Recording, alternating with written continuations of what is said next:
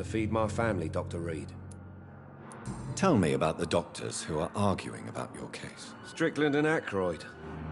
They both want the best for me, but there's a lot of pride there. Doctors are no different from carpenters, it seems. What do you mean? I often had professional arguments with rivals on a building site. Difference is, I disagreed about wooden nails, not flesh and bones.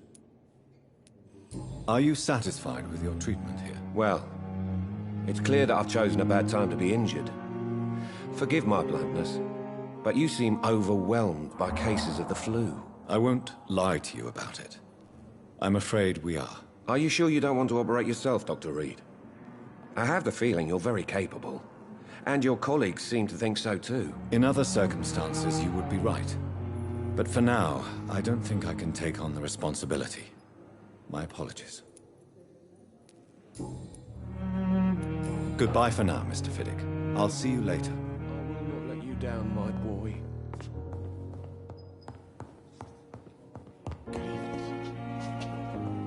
Come now, we can handle this.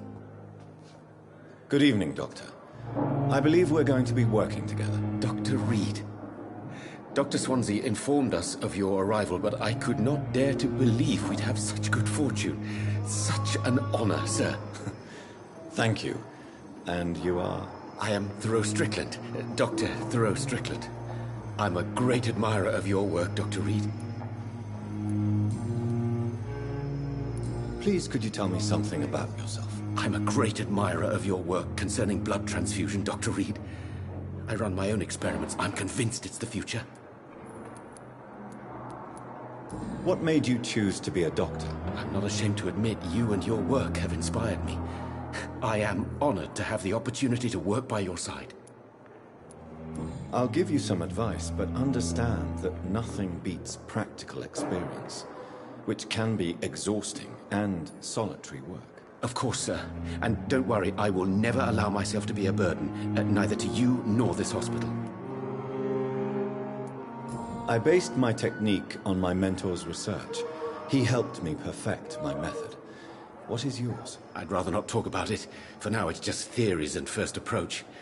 My process is purely experimental and unsuccessful. As long as you're cautious and methodical, you may remain empty-handed, but you won't fail. You're not the first one to warn me, but I am convinced knowledge is the main weapon against the ravages of this epidemic. What can you tell me about the Pembroke? Well, it has always been an honor to work with Dr. Swansea. But with your arrival, I can't think of a better opportunity to learn about blood transfusion.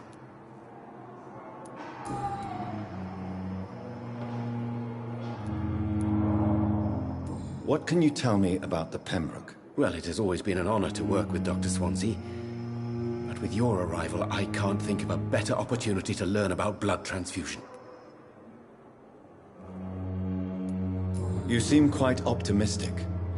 It's a rare and precious attitude in these difficult times. I'm convinced that this epidemic is a test of endurance and dedication for us men of science. Questions remain about our capacity to resolve the situation. True. Last summer, during the first wave of the epidemic, I used to joke with Milton about the extra work. We're not smiling now.